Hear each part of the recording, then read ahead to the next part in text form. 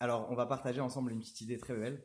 C'est que, vous savez, Pharaon, il a rêvé de 7 vaches grasses qui se font avaler par 7 vaches maigres. Et les 7 vaches maigres, après avoir été avalées, elles ont toujours la même tête qu'avant d'avoir avalé les vaches grasses, c'est-à-dire décharnées et maigres.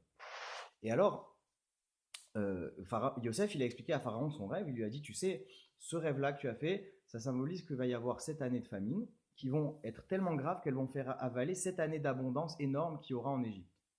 Et je dis, bah, tu sais, alors si déjà va y avoir 7 années de famine comme ça, avec 7 années d'abondance, alors fais des réserves.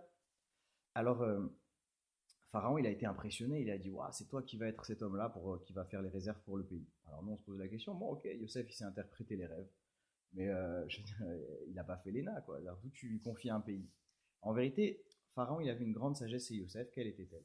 Alors, vous savez que des fois dans la vie, il y a des gens, on est amis avec eux, et puis un jour, ils nous déçoivent, ils font des choses dures comme ça, ils font des, ou ils nous font une petite crasse éventuellement, etc.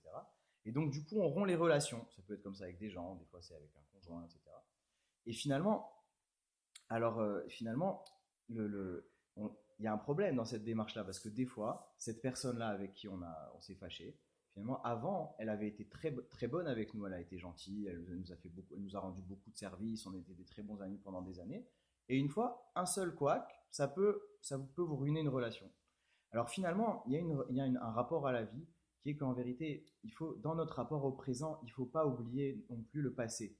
Même si le présent il est négatif, il faut aussi savoir se souvenir d'un passé positif pour réussir à garder un regard juste sur le présent.